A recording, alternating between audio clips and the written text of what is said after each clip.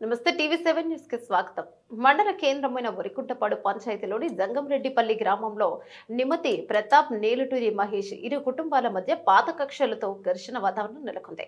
ఈ నేపథ్యంలో నిమ్మతి ప్రతాప్ కుటుంబ సభ్యులు నేలటూరు మహేష్ వాళ్ళ కుటుంబ సభ్యుల మీదకి నిమ్మతి ప్రతాప్ మేనమామలు రాలు విసురుతూ కర్రలు తీసుకొని ఒకసారిగా మహేష్ వాళ్ళ ఇంటి మీదకు వెళ్లి దాడి చేశారు. వాళ్ళ కుటుంబ సభ్యులను కర్రలతో రాళ్లతో కొట్టి గాయపరిచారు.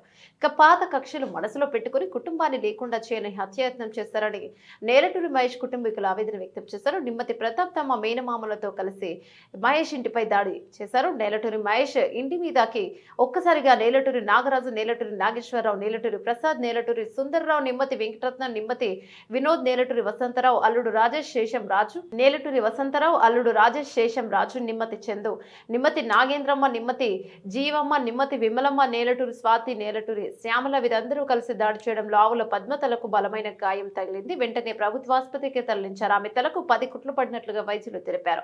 ఆవుల పద్మ సోదరుడు నేలటూరి శ్రీనివాసం చేతికి కూడా తీవ్ర గాయమై చేయి విరిగినట్లుగా వైద్యులు తెలిపారు. ఈ సందర్భంగా నేలటూరి మహేష్ మాట్లాడుతూ గతంలో మా కుటుంబం మధ్య వాళ్ళ కుటుంబం మధ్య చిన్న గొడవలే కారణాలని పాత కక్షలు మనసులో పెట్టుకుని మమ్మల్ని చంపాలన్న ఉద్దేశంతో ఒక్కసారిగా నిమ్మతి ప్రతాప్ వాళ్ళ మేనమామలతో బంధువులతో కలిసి మా ఇంటిపైకి వచ్చి పండుగకు వచ్చిన మా బంధువుల మీద, కుటుంబ సభ్యుల మీద కర్రలతో రాళ్లతో దాడి చేసి తీవ్రంగా గాయపరిచారని నేలటూరు మహేష్ ఆవేదన వ్యక్తం చేశాడు.